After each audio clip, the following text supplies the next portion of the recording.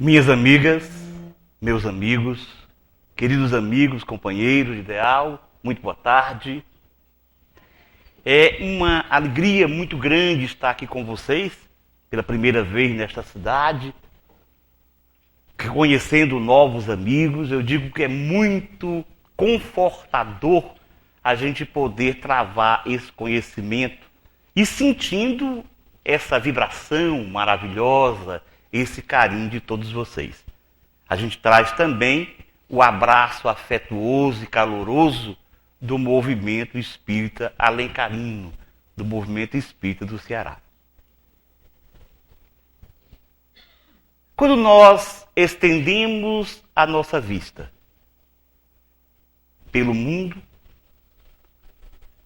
qualquer que seja a região, em todas as latitudes e longitudes, invariavelmente nos deparamos com a dor, a miséria, o sofrimento. E toda essa dor, todo esse sofrimento se expressa, está presente na forma do que nós entendemos como doenças. Ainda mais agora, já de alguns anos, que a Organização Mundial de Saúde conceitua saúde como o estado, a capacidade, o bem-estar físico, mental, social. E atualmente uma tendência para falar de espiritual também. Já há uma proposta na OMS para introduzir nesse conceito de saúde o fator espiritual. Quer dizer, enfermidade, doença é muito mais do que algo físico. Todos os mal-estares, tanto físico quanto mental, social e espiritual. E toda essa doença, esse estado de coisas no nosso mundo, tem como causa a imperfeição do espírito. Todas as doenças originam-se no espírito. A causa espiritual é a causa fundamental de todas as enfermidades. Alguém pode falar, você não estaria exagerando um pouco? Porque, afinal de contas, a medicina já determina, já explica que várias doenças têm uma causa específica. Por exemplo, nós sabemos muito bem que a gripe tão comum é causada por um vírus. Todos sabemos. Eu digo, é verdade que a medicina coloca a gripe no rol das viroses. Mas você se lembra que muitas vezes pegou uma gripe violenta e nem teve contato próximo com alguém doente. E de outras vezes, você teve contato muito próximo com uma pessoa muito gripada e nem adoeceu. Você vai responder, alguns de vocês, ora, mas é fácil explicar. No primeiro caso, é porque você estava com o seu sistema de defesa, o seu sistema imunológico incompetente, diminuído na sua capacidade. Do outro, esse sistema de defesa estava muito bem funcionando e impediu a invasão virótica. Boa resposta. Mas as pesquisas científicas atuais, especialmente a partir de um novo ramo da medicina, chamado de psiconeuroendócrino-imunologia. É um nome bonito, né? Psiconeuroendócrino-imunologia. Esse ramo da ciência trata, estuda a comunicação e a interação entre a mente e os sistemas que mantêm o organismo equilibrado. Ou seja, sistema nervoso, sistema endócrino glandular e sistema imunológico, sistema de defesa. A mente, nós sabemos muito bem, é o espírito.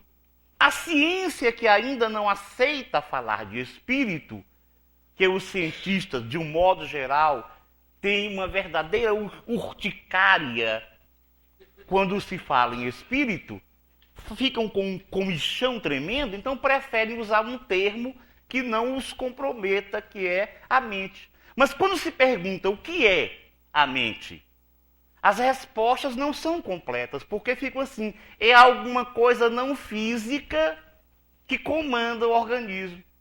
E no final das contas, mas de onde vem isso? Não, é o produto do cérebro. Em verdade, mente é espírito. É a forma que a ciência encontra, porque as pesquisas chegaram a isso, esbarraram no espírito, de falar do espírito.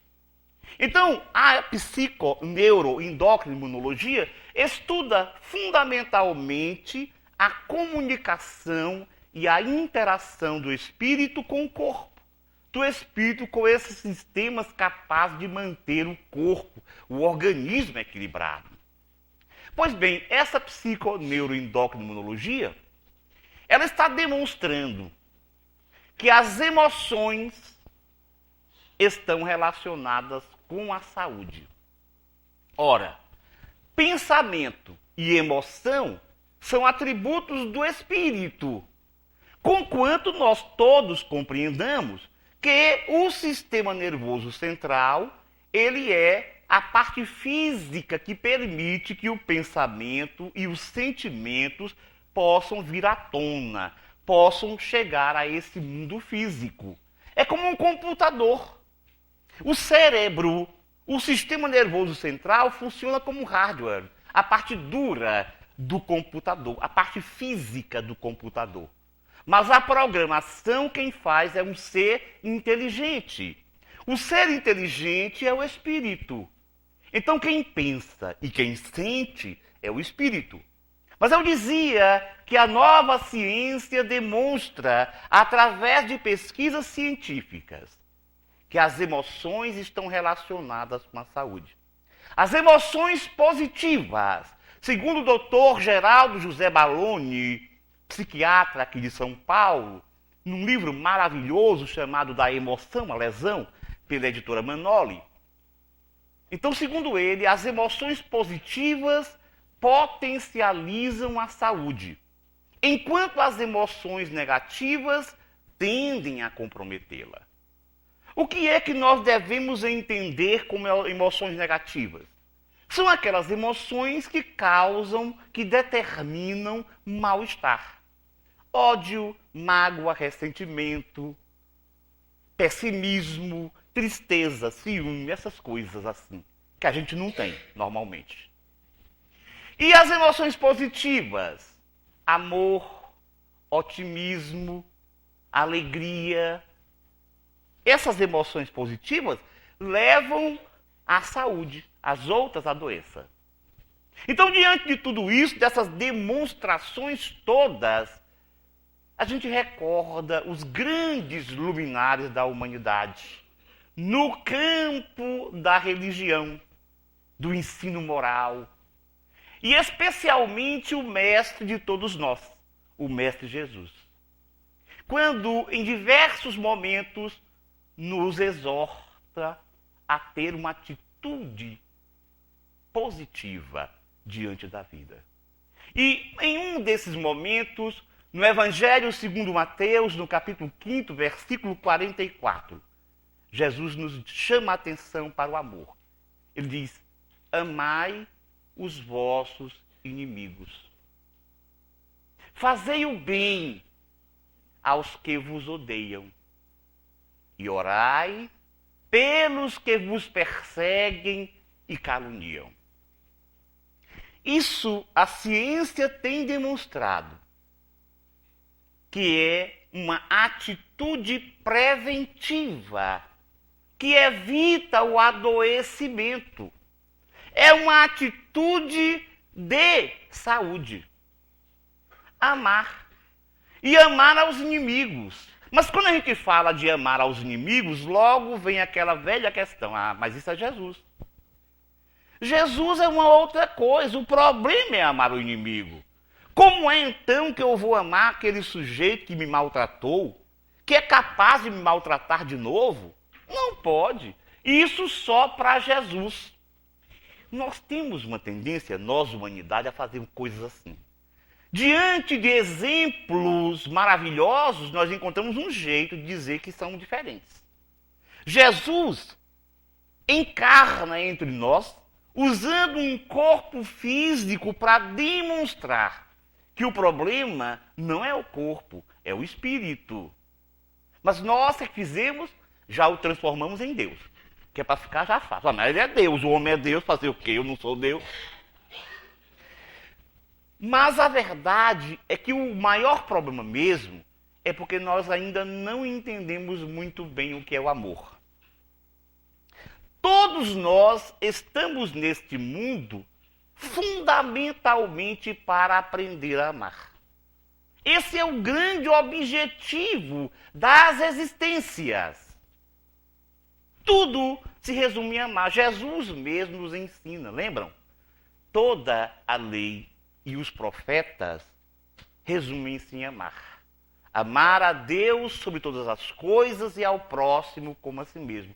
Toda a lei e os profetas, tudo que os profetas trouxeram, todas as nossas experiências existem para que nós desenvolvamos o potencial de amor. No entanto, nesse momento evolutivo, nós estamos caminhando. Nós ainda não chegamos ao patamar, aquele patamar maior do amor. Por isso, nós vamos experimentando o amor em diversas facetas. Por exemplo, se a gente, quando nasce, é recebido pelos pais. E os pais nos dão todo o carinho. E nós vamos desenvolvendo um afeto por eles. Começamos a treinar um amor que chamamos de amor filial. O amor do filho para com os pais. Se encontramos irmãos, ou se depois nos chegam irmãos, através do dia a dia, da interação com esses irmãos, nós vamos desenvolvendo o que chamaremos de amor fraternal. Agora pergunto a vocês, o amor filial, o amor que nós sentimos pelos nossos pais, é o mesmo que nós sentimos pelos nossos irmãos? Não, mas é amor. Tanto uma forma quanto outra é amor. Então a gente começa a desenvolver esse amor fraternal quando sai, quando vai conviver na sociedade, na escola e tudo mais. Já temos uma outra forma mais ampla de amor fraternal. Crescemos e encontramos alguém que nos toca o íntimo, nos acelera o coração. E aí casamos. E passamos a experimentar um amor que vamos chamar de amor conjugal. O amor que se tem pelo marido ou pela esposa. Agora pergunto a vocês. O amor que se tem pela esposa ou pelo marido é o mesmo que se tem pelo pai e pela mãe? Naturalmente que não. Mas também é uma forma de amar. E vem os filhos. E nós experimentamos o amor paterno, maternal. E vem os netos e assim a vida nos proporciona possibilidades múltiplas no aprendizado do amor. Para que um dia, depois de todas essas experiências, nós possamos fazer uma síntese de tudo e chegar ao amor incondicional. O que podemos chamar de amor ágape, aquele amor que nós temos o exemplo no amor de Jesus. É esse amor incondicional que ama independente de o outro gostar, amar ou não, de o outro estar presente ou não, de ser distante ou não, de ser conhecido ou não. O amor que Jesus tem por nós é o máximo de amor que nós já vimos neste planeta. Ora, se é assim, se existem várias facetas, várias nuances do treinamento do amor, quando Jesus nos clama e nos conclama a amar ao inimigo, o problema é que nós pensamos que temos que amar o inimigo como amamos o amigo. E nisso, a doutrina espírita vem em nosso socorro de maneira fabulosa. Allan Kardec, em O Evangelho segundo o Espiritismo, capítulo 12, item 3, nos lembra: amar ao inimigo não é ter por eles um sentimento que não é natural, porque o contato com o inimigo faz bater o coração de forma diferente que o contato com o amigo. Amar ao inimigo é não lhes ter ódio, nem rancor, nem desejo de vingança. É perdoar-lhes sem segundas intenções por todo o mal que nos fizeram. Aí você diz assim: puxa, eu estava tão feliz.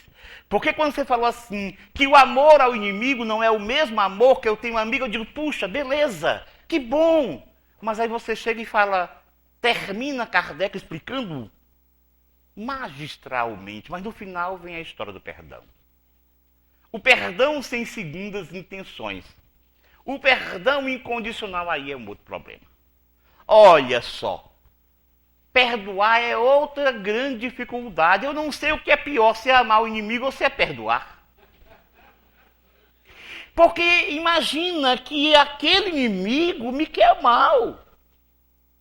Ele me maltratou, me machucou, prejudicou-me. E é capaz de fazê-lo ainda outra vez e tantas outras vezes. Como posso eu, então, perdoar ao inimigo? E, no entanto, perdoar é uma necessidade premente. Já sabemos, já vimos que os grandes mestres sempre trouxeram a proposta do perdão. Jesus, por diversas vezes, nos fala do perdão. Na oração dominical, que nós muitas vezes repetimos ali, estamos nos comprometendo. Porque lá na segunda parte tem lá, a gente pedindo o seguinte: perdoai as nossas ofensas, assim como nós perdoamos os que nos têm ofendido. Então a gente não quer perdão. Por isso que eu costumo orar assim: perdoai as nossas ofensas, assim como nós devemos perdoar os que nos têm ofendido. Porque eu já fico tranquilo. E a gente reza isso, repete sem perceber. Em outro momento interessante, ainda no Evangelho de Mateus, no capítulo 18, versículo 15, havia certamente uma dissensão entre os apóstolos. Vocês sabem que os apóstolos eram pessoas comuns, de muito boa vontade, de grande amor por Jesus, mas pessoas comuns. E vez ou outra, eles se desentendiam entre eles. Sempre um querendo aquela coisa da ciumeira. Ah, eu quero ficar do lado de Jesus. Não sou eu, não é e tudo. Eu sou o melhor, eu sou o maior. Essas coisas que a gente às vezes faz também. Então tem um momento que Jesus, percebendo, Jesus tinha uma pedagogia do cotidiano. Ele aproveitava as situações do dia a dia para ensinar. Tanto ensinar para aqueles ali presentes, como deixava o ensinamento para o futuro. Então, certamente, havia uma dissensão e Jesus diz: se o teu irmão pecar contra ti, vai e corrige-o entre ti e ele. Se convencê-lo, ganho terás o teu irmão. E Pedro, aquele apóstolo impulsivo, forte, fica ouvindo. Eu digo que certamente o problema era entre ele e alguém. Ele já sabia muito bem que Jesus ensinara que era imprescindível o perdão. Mas eu acho que Pedro tinha alguma célulazinha brasileira. Porque ele já começou tentando ver se conseguia alguma coisa, alguma forma de justificar.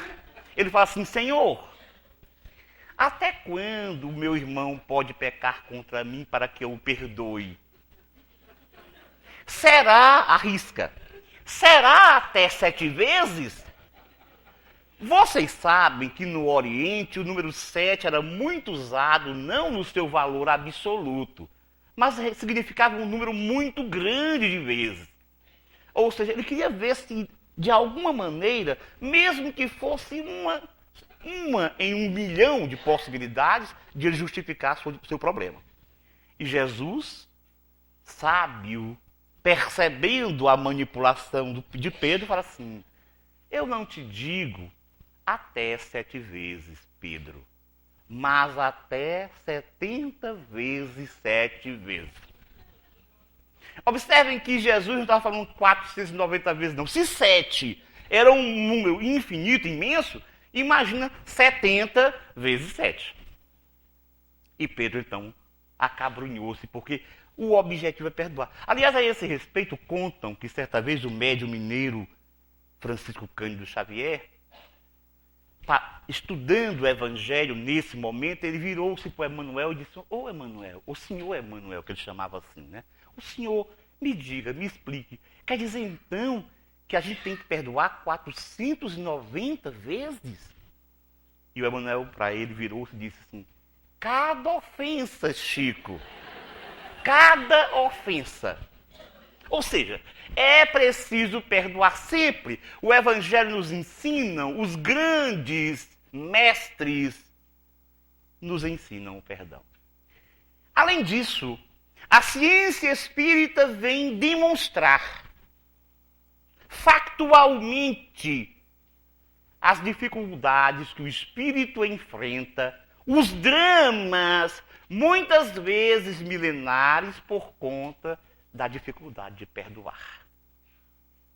Nós temos, e eu conto no meu livro, O Valor Terapêutico do Perdão, uma passagem do livro Contos e Apólogos, um capítulo do livro Contos e Apólogos do espírito Humberto de Campos, assinado como Irmão X, através de Chico Xavier, em que a história se dá numa jovem que tem uma gravidez indesejada. E ela, diante dessa gravidez, começa a se revoltar. E começa a conversar consigo mesma, num solilóquio. Aliás, ela pensa que é um solilóquio. Na verdade, nós sabemos muito bem que o espírito, quando está reencarnando, conquanto meio adormecido, mas ele participa do psiquismo materno. Tanto que o psiquismo materno, e hoje a ciência demonstra isso, acaba causando, dependendo do tipo de envolvimento, até mal-estares futuros, problemas no futuro, na construção da personalidade do novo ser. Então ela começou a discutir: eu não vou ter esse bastardo que, olha, vejam só, onde é que eu vou ter isso? Não vou ter, vou por fora, vou fazer o aborto. E diz Humberto de Campos, o espírito diz: não, minha mãe, não faz isso comigo. Nós temos muito a acertar. Nós precisamos corrigir a nossa relação, não faça isso. O espírito já tinha litígio com ela, os dois vinham em litígio de muitas encarnações. E havia um momento, ele estava perto, vocês sabem que às vezes o obsessor encarna assim, compulsoriamente. E é até vantajoso, porque se a gente está do lado de fora atazanando, ele vem para dentro de casa e a gente cuida dele. E aí, dependendo de como a gente faz, a gente vai moldando. Aparando aqui, aparando ali, e aprendendo a amá-lo e levando-o a que nos ame. Então, muitas vezes acontece isso. Pois bem, então aquele espírito tinha se permitido, naquele instante, uma nova encarnação. Mas a mãe não queria. E nessa luta íntima, ela acabou, imagina, ele também não tinha força, ela acabou fazendo o aborto. Conta o espírito Humberto de Campos que esse outro que ia reencarnar volta a todo o rancor. Tem todo o ódio recrudescido. E ele passa a perseguir a ex-futura mãe. E nessa perseguição, ela adoece e desencarna precocemente. Ao ser transmudada para o plano espiritual, ela começa a sofrer a perseguição do espírito. E os dois começam e continuam a sua luta sem fim, passam a se digladiar no além, cada um ofendendo mais o outro. E isso leva um tempo grande de sofrimento, até que a providência divina interfere através da lei e faz com que os dois, através da lei de reprodução, da lei biológica da reencarnação, voltem juntos para uma nova experiência carnal. Só que eles nascem como chifópagos. Aquelas crianças que nascem com um corpo ligado uma a outra. É chamado chifópago porque comumente eles se ligam por essa região do externo, essa região mais inferior do externo, que é o chamado, o nome não é muito bonito, assim, apêndice chifoide.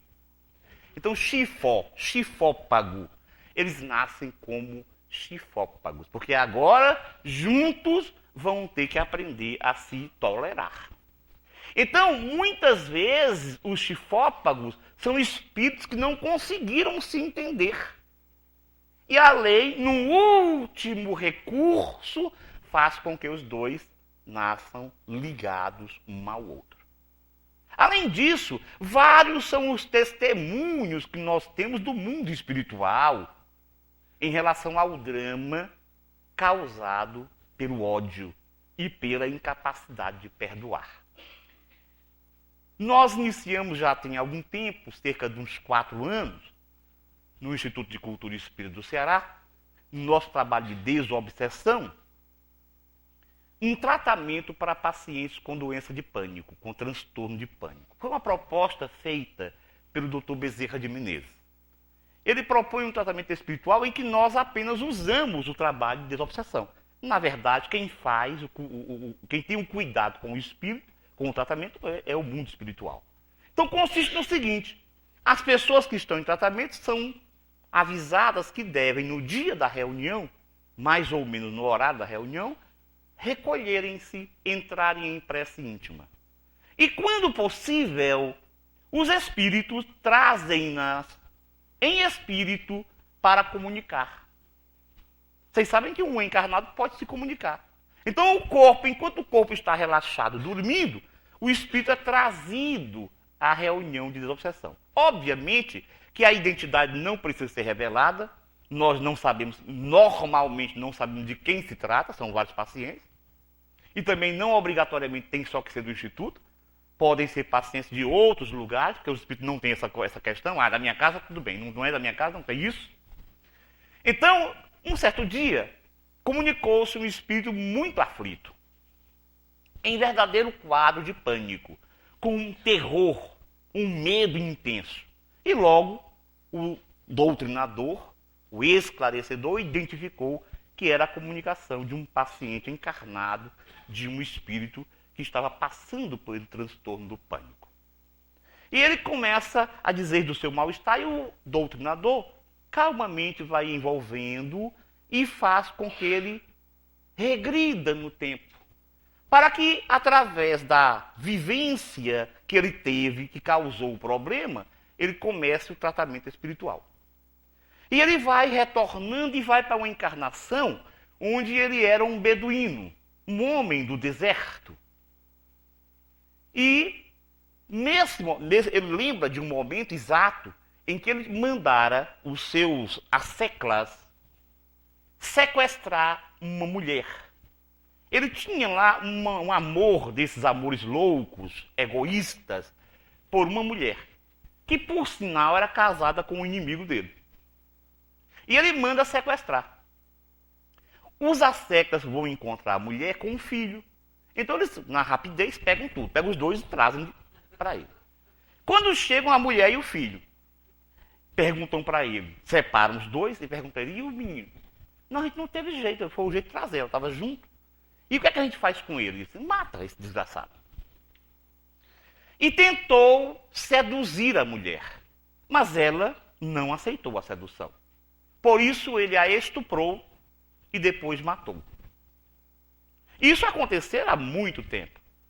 E ele, quando volta para a encarnação atual, para a volta no tempo, ele diz assim, eu tenho muito medo, porque agora a mulher atual era a mulher que ele estuprou. Ele já viu, ela já o havia perdoado, ele já havia se arrependido, mas ele tinha um medo muito grande de fazer a mesma coisa com ela que fizera antes. Por quê? Porque ela engravidara. E o bebezinho era o espírito do meninozinho que tinha sido morto por ele. Quando ela engravidou, a coisa veio no seu inconsciente e ele ficou com um verdadeiro medo, era essa a nossa ideia, de maltratar a mulher e o filho, porque tinha feito isso antes. Então ele foi atendido, amparado, foi embora. Logo, imediatamente depois, comunica-se um espírito com muito ódio, dizendo: eu não aceito isso. Não pode, ele não vai ficar com ela porque ela é minha mulher. E esse negócio de ser pai do meu filho, eu não permito. Que Deus é esse? Que Deus é esse? Não aceito. Era o espírito que tinha sido marido da mulher, inimigo dele, que mantinha muito ódio contra ele e estava perseguindo. Ele disse: vão os dois, eu vou trazer os dois para mim. A mulher e o filho. Ele queria que desencarnasse os dois. E ele vai ficar louco. Eu quero louco. Então observem que nos testemunhos, nas reuniões mediúnicas, em todos os recantos, nós vamos tendo dramas, problemas que passam séculos e séculos por causa, simplesmente, da falta do perdão. Então a doutrina espírita, a ciência espírita, ela demonstra na prática, pelos testemunhos dos litigantes, dos contundentes, a importância do perdão. Mas não é apenas a doutrina. Agora é a própria ciência materialista que prova isso. A ciência está demonstrando que esses sentimentos negativos, eu falei agora há pouco, especialmente raiva e ódio, são devastadores. Existe um casal, na verdade a mulher já desencarnou, nos Estados Unidos, que eles são pioneiros no estudo, numa hipótese com relação à origem do câncer. Eles têm um trabalho com oncologias, com câncer, acompanham pacientes com câncer há muitos anos. São o Dr. Carl Simonton e a doutora Stephanie Matthew Simonton. Eles dizem o seguinte, que o câncer, as pessoas que têm câncer, têm um perfil psicológico chave. É um perfil onde prepondera uma incapacidade para perdoar e a manutenção de raiva. Claro que não é todo paciente que tem câncer porque não perdoou, não é isso.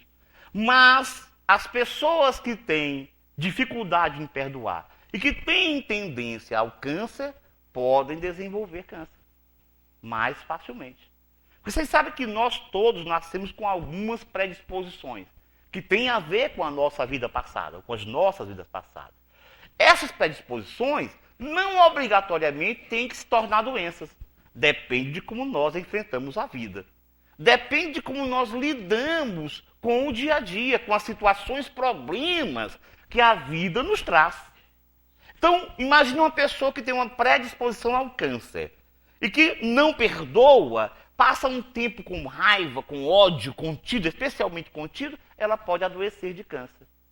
Assim também, dependendo, outros estudiosos têm mostrado que pessoas que têm outra tendência podem ter doenças coronárias, hipertensão arterial. Um médico americano, Dr. Redford Williams, da Universidade de Duke, nos Estados Unidos, ele tem um livro chamado, na tradução direta, O Coração Confiante. E ele se destacou porque ele demonstrou. Vocês sabem que a psicossomática, a medicina psicossomática, ela propõe algumas personalidades que tendem a adoecer de tal ou tal doença. Um desses tipos é a personalidade do tipo A, que é aquela em que a pessoa tende a ter hipertensão arterial e coronariopatia, problema de coronário, de coração, infarto do miocárdio. Então ele diz o seguinte, que a característica da personalidade tipo A é ambição, imediatismo, energia e raiva. Pois o Dr. Redford Williams diz que o fator mais danificante é a raiva. A raiva, como diz, a raiva mata mesmo. Então, isso está demonstrado. Mas como é então, por exemplo, que essa coisa do ódio, da emoção negativa, pode causar uma doença como o câncer? É porque nós alteramos, lembra que eu falei que a mente se relaciona com o sistema nervoso, com o sistema endócrino e com o sistema imunológico. Pois nós, com as emoções negativas, e especialmente com o ódio, com a mágoa, com o ressentimento, nós alteramos o sistema imunológico. Como é que isso acontece? Bom, vamos dar um exemplo aqui, numa situação do dia a dia. Digamos que você está chegando atrasado no seu trabalho. De manhã, muita dificuldade de chegar, você chega esbaforido no trabalho. Já bem atrasado. Quando você entra, o colega fala assim, ó, o homem quer falar com você aí. Você já vem esbaforido. Como nós dizemos em Fortaleza, já vem aperreado. E ainda diz que o homem quer falar com você, já fica louco, preocupado. Chega lá, o homem entra. Você chega, ele nem deixa você sentar. Já começa a desembanhar um corolário de adjetivos, dentre os quais só não existem o que você é bom e bonito. O resto ele diz. E começa a falar. Nós todos, e isso foi descoberto por um fisiologista norte-americano chamado Walter Cannon, no começo do século passado, todos nós temos uma reação de proteger, de sobrevivência. Um animal na selva tem essa reação. Diante de um perigo, o animal desenvolve uma série de alterações fisiológicas. Para quê? Para sobreviver. É a chamada reação de fuga ou luta. O animal é preparado para fugir ou lutar. O que é que acontece nessa reação? Primeiro, aumenta a pressão arterial, aumentam os batimentos cardíacos, aumentam os movimentos respiratórios, aumenta a glicose, o açúcar e os ácidos graxos, as gorduras no sangue, aumentam os hormônios, especialmente a noradrenalina, a adrenalina e o cortisol no sangue, e o sangue é desviado para os órgãos-chave, os órgãos mais importantes para aquilo, ou seja, cérebro, coração, rins e músculos. Por que músculo? Para preparar o sujeito para lutar ou correr. É por isso que quando o sujeito está com medo, parece que o sujeito estava com tanto medo que eu nunca ouvi correr tanto, pulou aquele muro. É verdade, existe uma explicação fisiológica para isso. Você estava preparado. Então o animal sofre isso. O nosso corpo é um animal, nós somos espíritos. Mas o nosso corpo é um animal, é um ser biológico. Só que ele é comandado pelo espírito que nós somos.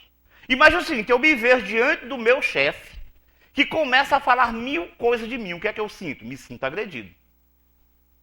Eu me sinto agredido. É o que eu passo para o corpo. O corpo se prepara para lutar ou fugir. Agora vocês imaginam, eu tenho razão. Eu sou um ser racional. Então eu digo assim, se eu meter a mão no meu chefe, eu além de ser preso, ainda vou para fora do emprego. Não posso fazer isso. Sair correndo, imagino que não vão dizer. Então eu me seguro. E o homem falando. E eu me segurando. Sim, senhor. Sim. E agora vai para o seu lugar. Aí você já sai assim. Vai, senta aliviado. Quando você senta, que demora um pouquinho, você começa a rever a cena. Aí agora você já começa a pensar, o que pensando que eu sou o quê? Você pensa que eu sou o quê? Aí você já discute. Mas o seu organismo, o nosso organismo, ele é uma máquina. Então o cérebro não sabe se a coisa aconteceu, já aconteceu, se está acontecendo ou se vai acontecer. Toda vez que eu acalento, que eu crio uma situação desse tipo, o meu organismo reage.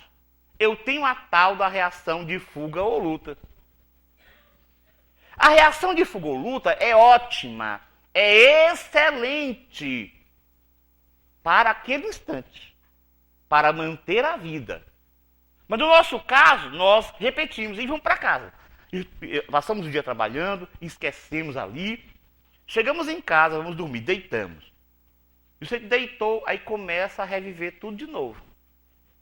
E o organismo reage de novo, porque ele não sabe se aconteceu antes ou se está acontecendo agora. A resposta é a mesma. E eu continuo repetindo isso no dia a dia, porque eu tenho mágoa, ressentimento. Eu estou ali mantendo aquela situação. Pois é, esses hormônios alterados, aumentados, que acabam levando a uma diminuição da capacidade do sistema de defesa. E o doutor Cannon, doutor Simonton, o casal Simonton, de que eu falei agora há pouco, eles criaram uma hipótese que está cada vez mais sendo aceita. Ele fala assim, todos nós produzimos células cancerosas. São células que se desajustam, que saem do controle geral, que é do espírito, através do perispírito. Essas células que perdem o controle, elas são destruídas pelos linfócitos, que é um tipo de célula de defesa, chamado de células matadoras, células NK, né? Que naturalmente matam essas outras. Então, essas células cancerosas são destruídas. Quando o sistema imunológico perde a capacidade, a célula não é destruída e se desenvolve agora um tumor, que é uma massa que se desenvolve à margem do organismo e, inclusive, competindo com o organismo. Então, isso por causa do sistema imunológico. Então, a gente já está vendo que perdoar é uma atitude de saúde. É uma estratégia de saúde. É uma atitude inteligente. Mas você fala assim, puxa, tudo bem, eu estou começando a me convencer. Eu já estou começando a querer perdoar, mas o problema é que não é bem assim. Olha, perdoar é uma coisa que não depende só disso. Não é uma questão meramente racional. Tem a ver com a emoção. Eu posso até querer perdoar, eu quero perdoar. Estou mesmo decidido, mas o problema é que eu não consigo. Ainda aqui está aquela velha conversa de que nós não entendemos o que é perdoar. Da mesma forma que nós não entendíamos o que era amar ao inimigo, nós não entendemos muito bem o que é perdoar. A gente pensa que perdoar é assim. Você se encontra com a pessoa depois, o seu ofensor, vem de lá um abraço, meu querido, e fala assim, não lembra do que eu fiz? O que? Você fez alguma coisa contra mim? Não, não é isso. Até porque as neurociências têm demonstrado que os processos de memória, eles são fortalecidos quando você associa o conhecimento à emoção. Toda situação que você vive com uma forte emoção é mais facilmente guardada na memória. Então é claro que não significa simplesmente passar uma esponja e apagar o que aconteceu da memória. Não, a coisa não funciona assim.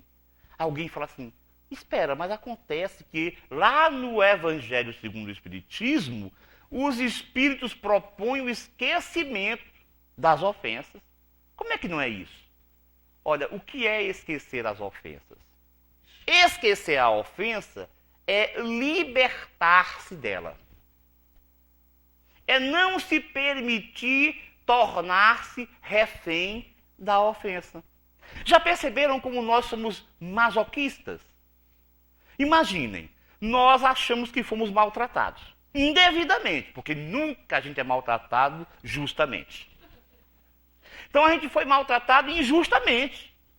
Mas eu permito que o meu ofensor todo dia entre na minha casa, durma comigo, almoce comigo, esteja em todos os lugares comigo, porque eu estou sempre lembrando da ofensa e permitindo que ele me atinja de novo.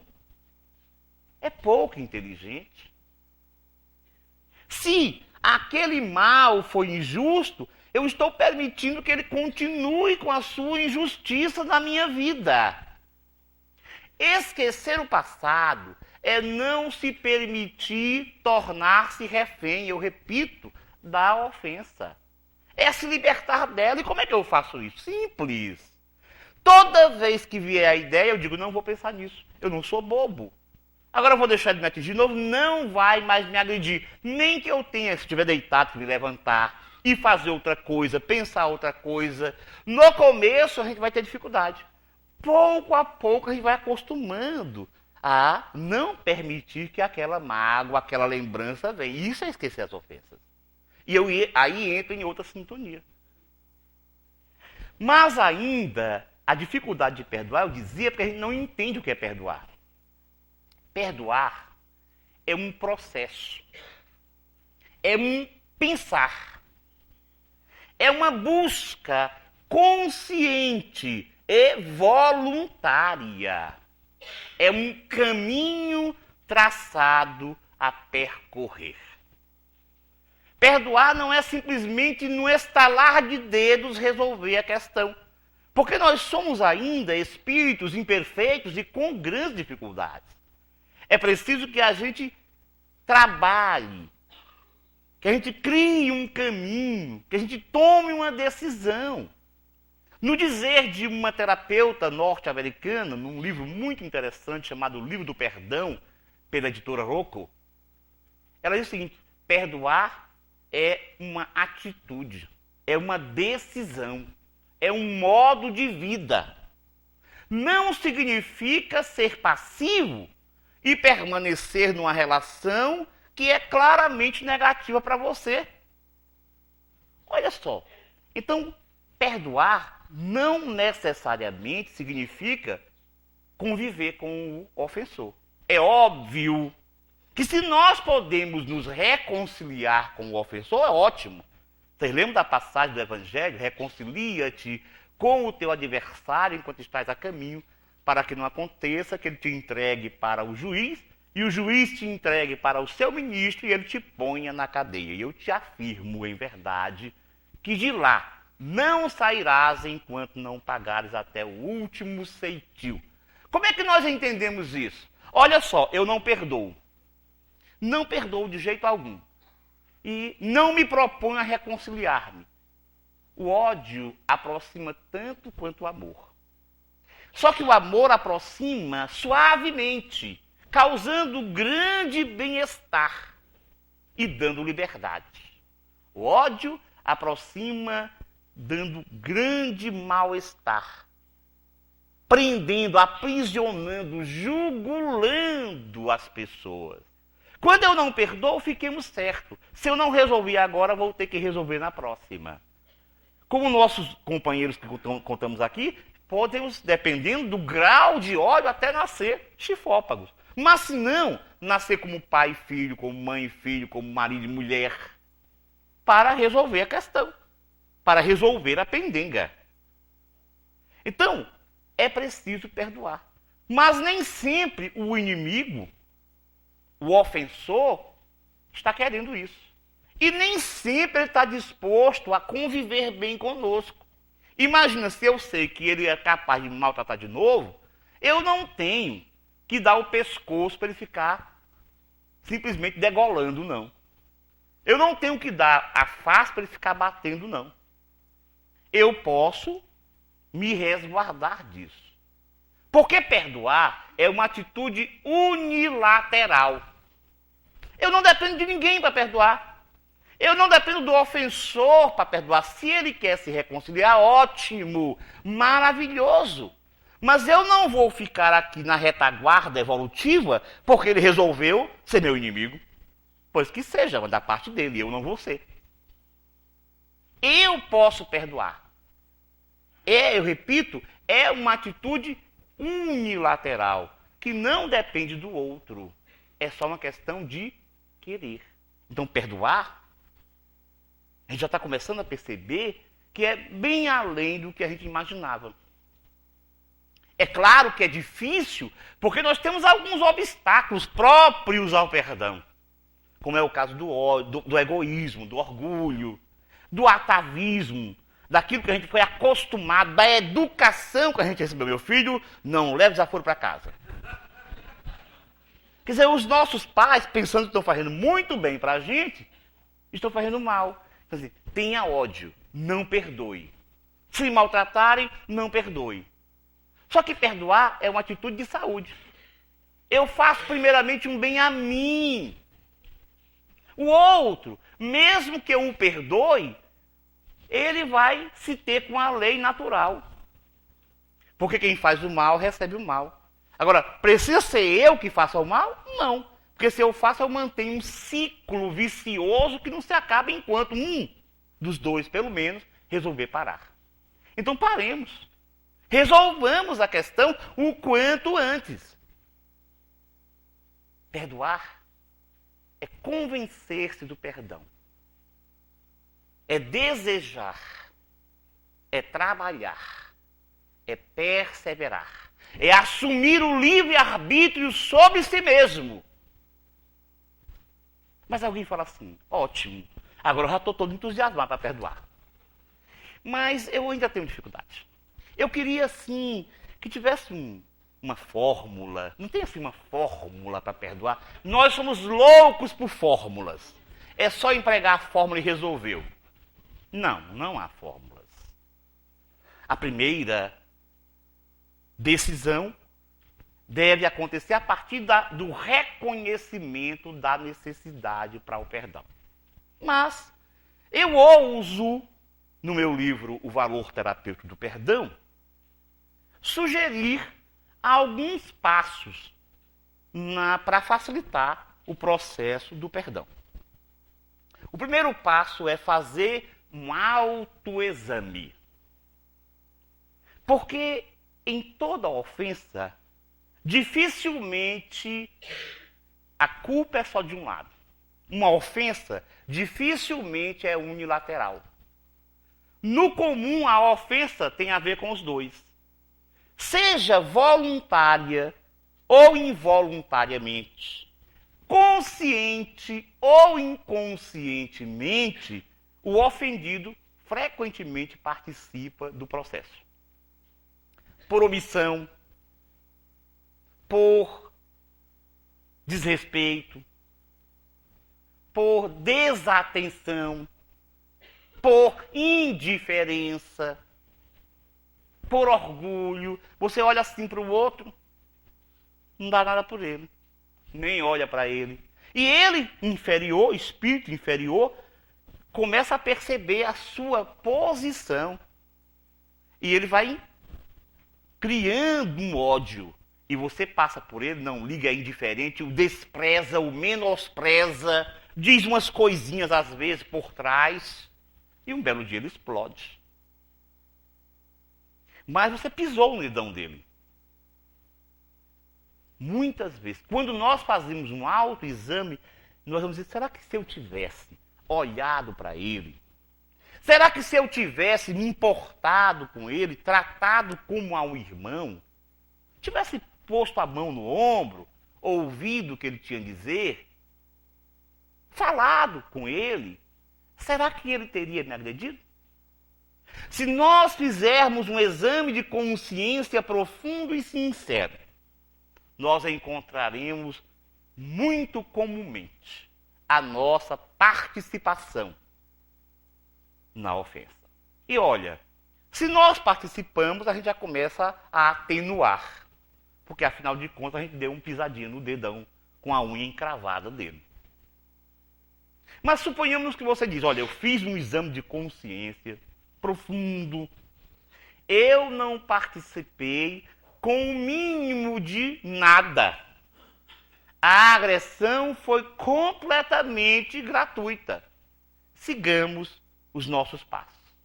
O próximo é entender o ofensor como um espírito ignorante.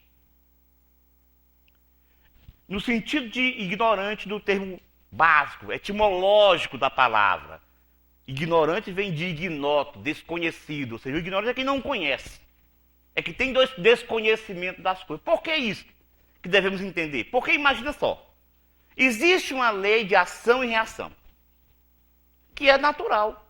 Ou seja, ela é automática. Aquilo que eu faço, eu me predisponho a receber. Se eu faço mal, eu crio vulnerabilidade ao mal.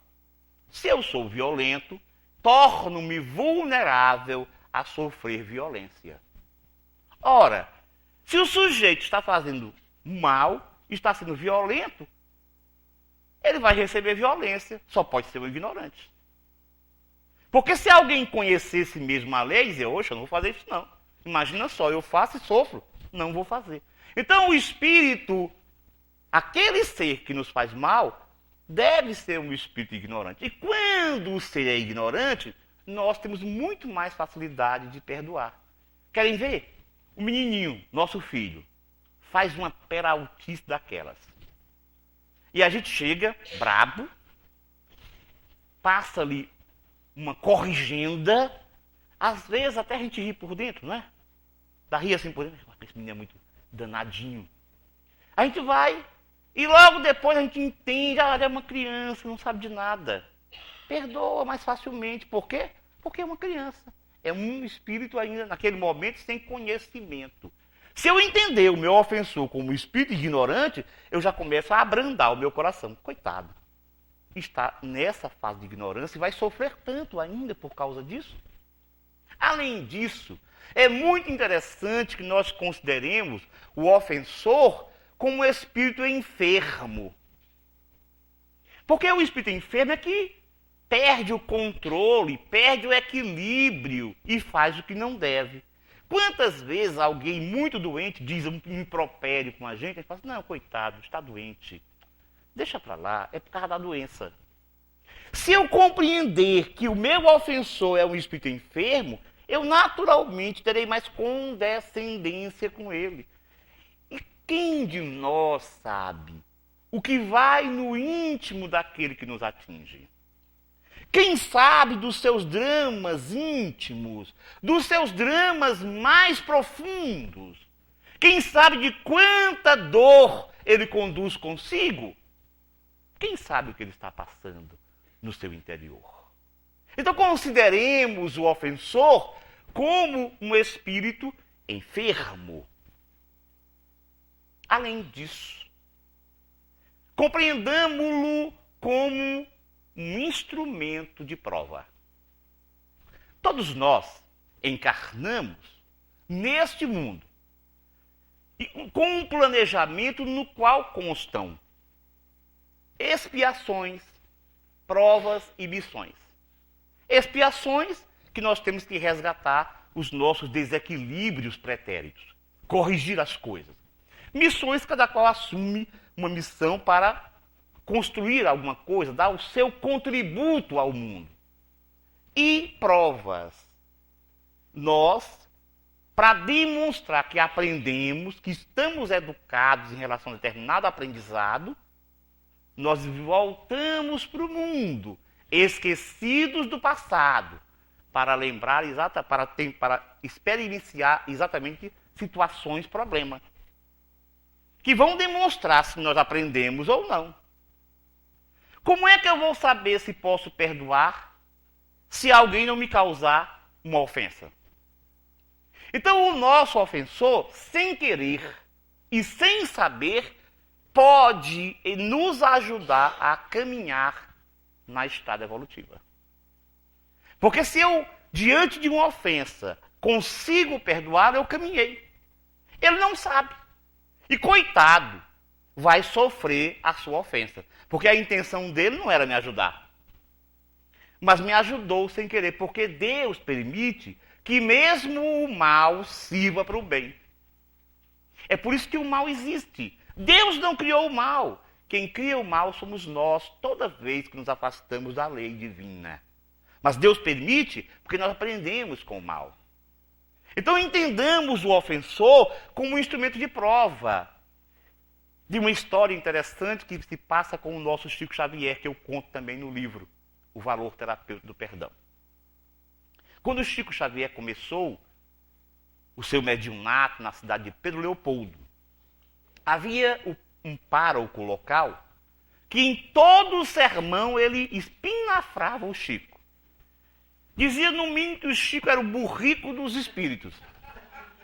E dizia muito mais coisas no sermão. Ele tirava invariavelmente um espaço do seu sermão para falar mal do Chico. E as pessoas, naturalmente, iam dizer para o Chico: Chico, o padre fulano disse isso, disse aquilo. O Chico é aquela alma boa. Não ficava com mágoa do padre, mas, meu Deus, por que ele fala? Eu gosto tanto dele, ele fala isso e tudo. E todo dia o padre falava. E isso durante anos.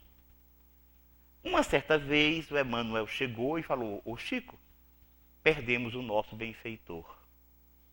E o Chico voltou-se para ele e disse: qual foi o benfeitor, senhor Emmanuel, que nós perdemos? Ele falou assim: o padre fulano. Ele disse: o padre fulano? Benfeitor? O Emmanuel disse: sim, meu filho. Como é que você sabia se consegue perdoar, tolerar, se não fora o padre fulano e outras pessoas? Então compreendamos o nosso ofensor como instrumento de prova que está nos ajudando a desenvolver a capacidade de perdoar, porque todos nós trazemos no íntimo o dom de perdoar. Uma outra forma é considerar a impessoalidade das ofensas. Nós somos muito suscetíveis, sensíveis, por conta do nosso egoísmo e orgulho. Tudo que se faz, mas ele vai fazer comigo, é contra mim. Como que ele faz isso logo comigo? Não podia ser com o vizinho? A gente já passa para o outro. Então a gente é muito suscetível. E a gente amplia, direciona, pessoaliza a ofensa. Grande número das ofensas, o ofensor não teve a intenção de lhe agredir. É uma atitude negativa dele, que acaba lhe agredindo. Então consideremos que boa parte das ofensas são impessoais, não foram dirigidas especificamente contra mim. Existe um livro chamado Poder do Perdão, de um psicólogo norte-americano, chamado Fred Luskin. E ele cita no seu livro a história de uma mulher de 52 anos, chamada Marilyn. A Marilyn foi para o seu consultório aos 52 anos com um quadro de depressão que se arrastava há longos anos. Grave depressão, com baixa de autoestima, com má qualidade de vida. E ela começa a narrar o seu problema. Ela diz que toda a sua dor tem a ver com a falta de amor da sua mãe. A sua mãe nunca lhe dera amor, nunca lhe fizera um carinho. Ela tinha 52 anos. A mãe tinha 80. E ela ainda aguardava que a mãe resolvesse fazer carinho para ela. Achava que é porque a mãe não gostava dela. Que a mãe fazia isso propositalmente para torturá-la. Ela tinha marido, tinha filhos que a amavam. Mas diz o Fred Luskin: eu fico com muito pesar de ver pessoas que sofrem a vida inteira por causa de uma ofensa impessoal e deixam de dar atenção ao amor daqueles que estão próximos. A nossa amiga Marilyn, ela simplesmente se deixava aprisionar, machucar por uma ação que a mãe não fazia propositalmente. Era, naturalmente, um fato da mãe. A mãe era um espírito com dificuldade de expressar amor. Visto do ponto de vista espírita, analisado do ponto de vista espírita, óbvio que nós sabemos que tem a ver com outras encarnações. E certamente a própria Marilyn contribuiu para que a mãe fosse assim, que aquele espírito fosse um espírito árido, com dificuldade de expressar carinho e amor. Mas por conta dessa ofensa, que era completamente impessoal, Marilyn sofria de grave depressão e não conseguia usufruir do amor dos seus. Então consideremos a impessoalidade da ofensa. Diante de tudo isso, nós teremos, de certo, muito maior possibilidade de perdoar. Mas você fala assim, mas eu achei ótimo, muito bom. São passos interessantíssimos. Mas eu queria, assim, uma coisa mais palpável. Sim, faz isso. Bom, se a gente quer uma coisa assim mais palpável, por que não buscar no ensinamento de Jesus?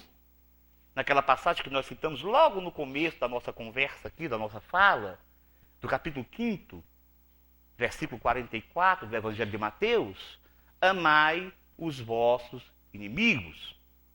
Fazei o bem aos que vos odeiam e orai pelos que vos perseguem e caluniam. Puxa, amar o inimigo ainda estou assim. Fazer o bem a quem me odeia, difícil. Muito bem, então, ora pelo inimigo. Orar pelo inimigo? Sim. Ah, não pode? Pode. Não dá? Dá. Mas como pode isso? Imagina, eu vou orar, não dá. Como eu vou orar por ele assim? Não tem condição. É só orar. É só querer. Mas não vai sair, vai sair.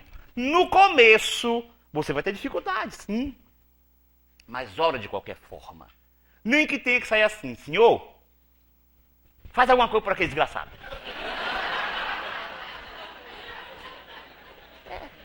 Tá bom, já é um começo, desde que seja uma vontade. Você vai orando todo dia por ele, de dentro trincado, no começo. Ah, mas isso é hipocrisia? Não.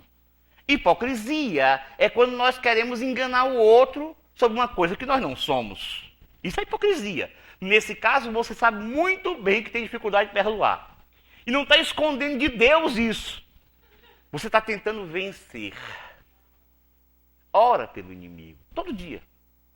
Com o tempo, você vai se habituar. Ao se habituar, você vai abrir uma verdadeira clareira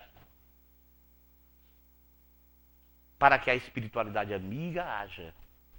Porque os bons espíritos estão sempre dispostos a nos amparar. Nós é que nos fechamos em concha.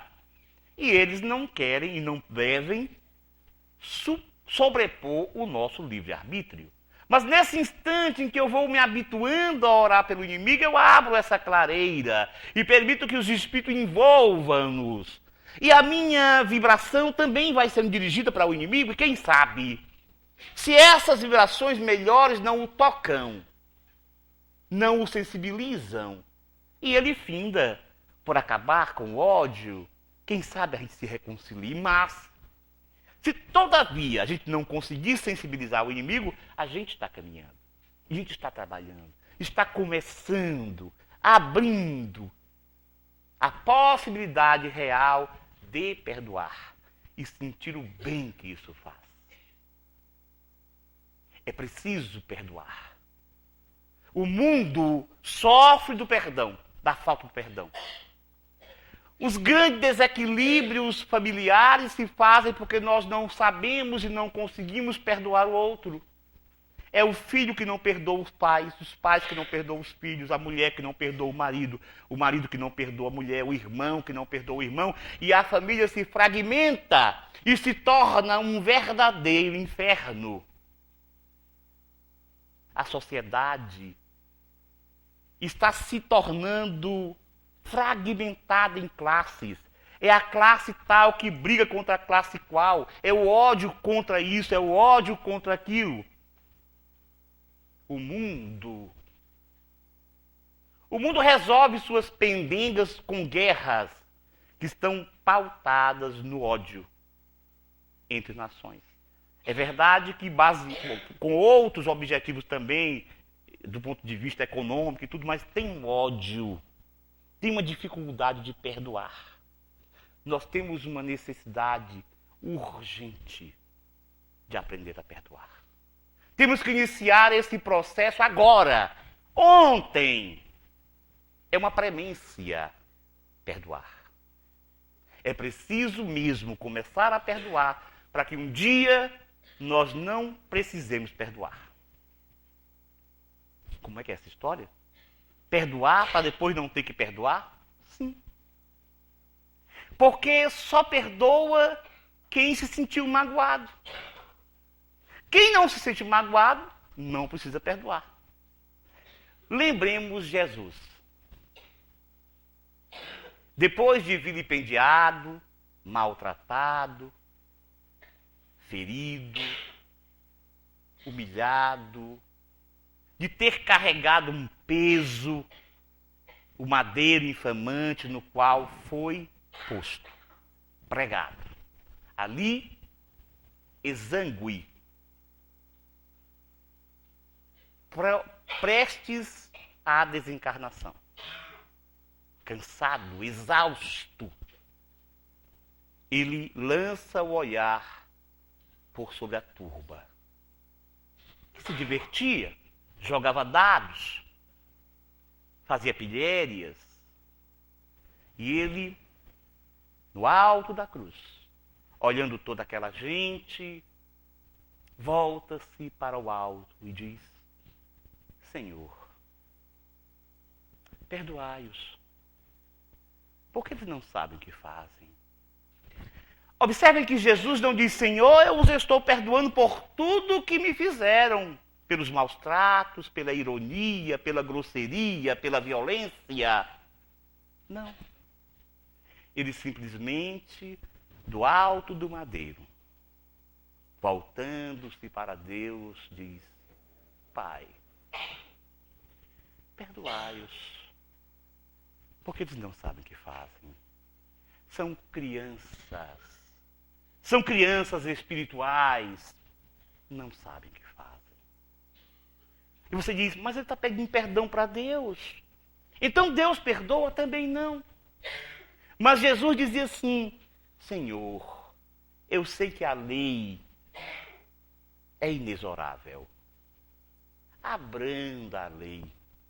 Abranda a lei de ação e reação, porque são crianças, são ignorantes, são enfermos da alma. A inclinação para o perdão incondicional é prova de sabedoria. Maturidade intelectual, emocional e espiritual. É o apanágio, a característica das grandes almas. E é o passaporte para a paz e a saúde integral. Muita paz a todos.